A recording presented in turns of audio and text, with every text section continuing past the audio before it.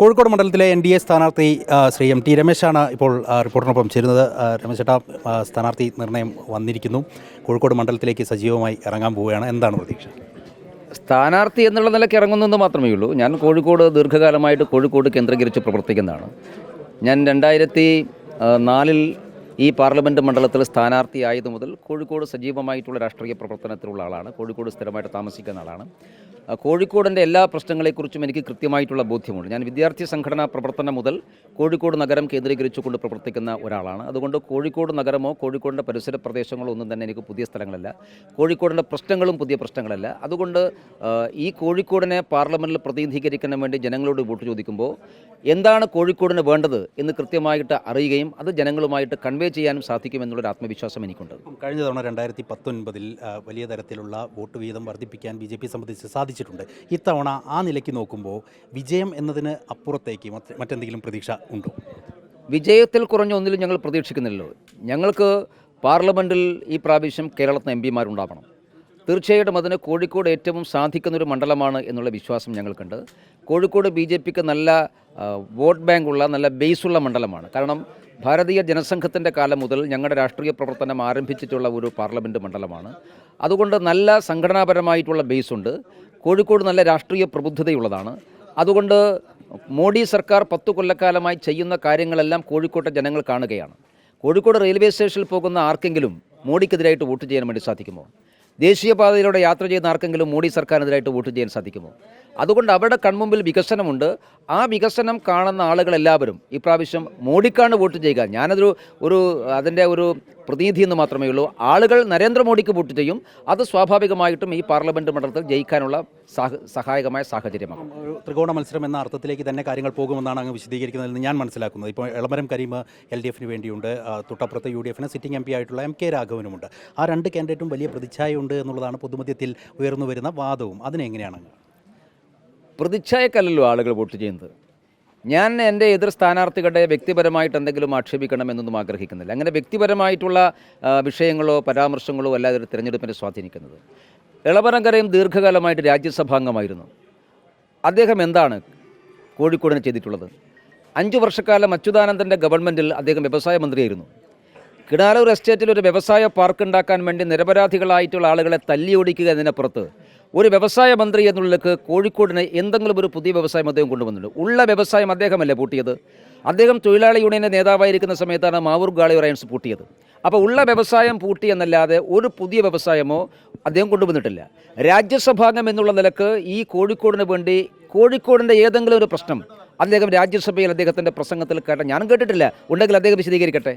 അപ്പുറത്ത് ശ്രീ രാഘവൻ, അദ്ദേഹം ഇപ്പോൾ പറയുന്നത് നരേന്ദ്രമോദി സർക്കാർ കൊണ്ടുവന്ന വികസന പ്രവർത്തനത്തെക്കുറിച്ചാണ്. 5 വർഷം അദ്ദേഹം UPA ഗവൺമെൻറ്റുള്ള സമയത്ത് മൻമോഹൻ സിംഗ് പ്രധാനമന്ത്രിയായിരിക്കുന്ന സമയത്ത് അദ്ദേഹം MP ആയിരുന്നല്ലോ. ആ 5 കൊല്ലം എന്ത് വികസനമാണ് കോഴിക്കോടിനുണ്ടായിട്ടുള്ളത്? രണ്ട് കാൻഡിഡേറ്റ്സ് ഇപ്പോൾ പറയുന്നത് ഞങ്ങൾ പല വിധത്തിൽ മോദിയെ എതിർത്തുകൊണ്ട് രാജ്യസഭയിലും ലോക്സഭയിലും സംസാരിച്ചിട്ടുണ്ട്, 2 തവണ സസ്പെൻഷൻ വാങ്ങിയിട്ടുണ്ട്. അല്ല, മോഡി എതിർക്കാനല്ലല്ലോ ഇവരെ പാർലമെൻറ്റിലേക്ക് അയച്ചത്, കോഴിക്കോട് വികസനം കൊണ്ടുവരാനല്ലേ.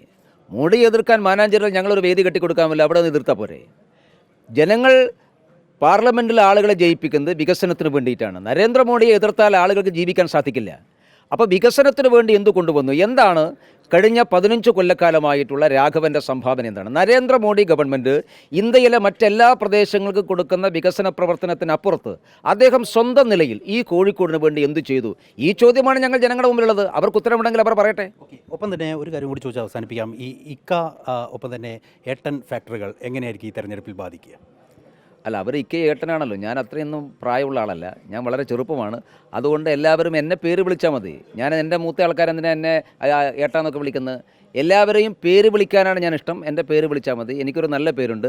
അതിൻ്റെ കൂടെ എന്തെങ്കിലും ആലങ്കാരികമായി കൂട്ടിച്ചേർക്കൽ ആവശ്യമൊന്നുമില്ല. പിന്നെ ഇതൊക്കെ ഒരു ചൈൽഡിഷാണ്. ഇതൊന്നുമല്ല, തെരഞ്ഞെടുപ്പിനെ തമാശയായി കാണരുത്. CPM-ഉം കോൺഗ്രസും തെരഞ്ഞെടുപ്പിനെ തമാശയാക്കി കാണുകയാണ്. ഞങ്ങൾ അങ്ങനെയല്ല. തെരഞ്ഞെടുപ്പ് ഏറ്റവും സീരിയസ് ആയിട്ടൊരു രാഷ്ട്രീയ പ്രക്രിയയാണ്. അതൊരു രാഷ്ട്രീയ സമരമാണ്. ആ സമരത്തിൽ മുമ്പോട്ട് വെക്കുന്ന നിലപാടുകളാണ് പ്രധാനം.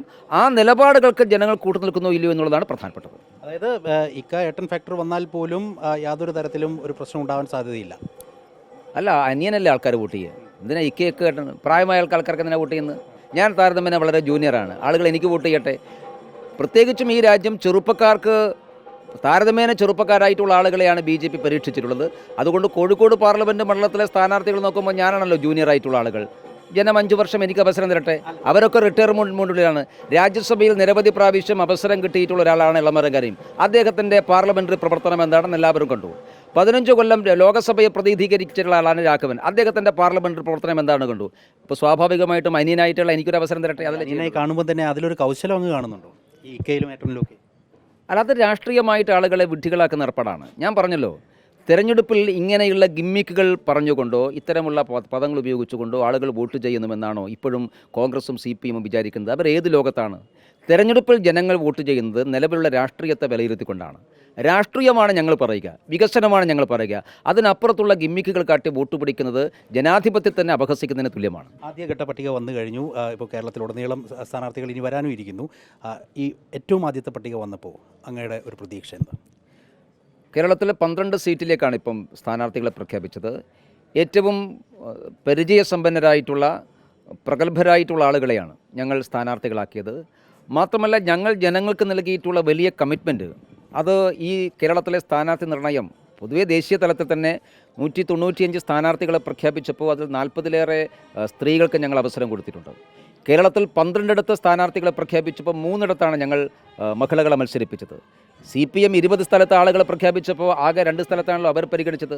അപ്പം ഞങ്ങൾക്ക് ഞങ്ങളുടെ നിലപാടുകൾ, ഞങ്ങളുടെ കമ്മിറ്റ്മെൻറ്റ് അത് സ്ഥാനാർത്ഥി നിർണയത്തിലുണ്ട്. എല്ലാ വിഭാഗത്തെയും ഞങ്ങൾ പരിഗണിച്ചിട്ടുണ്ട്.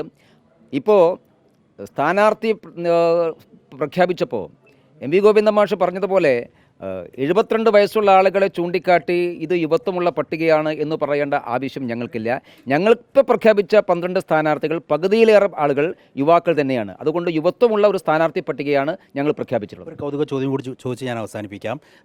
വോട്ട് വിഹിതത്തിൽ വർധനവ് വരുമോ അല്ലെങ്കിൽ ഭൂരിപക്ഷമായിരിക്കുമോ പറയാനുണ്ടാവുക? 2024 പാർലമെൻറ്റിൽ കോഴിക്കോടിനെ പ്രതിനിധീകരിക്കുക NDAയുടെ MP ആയിരിക്കും എന്ന 100% ആത്മവിശ്വാസം എനിക്കുണ്ട്. Thank you.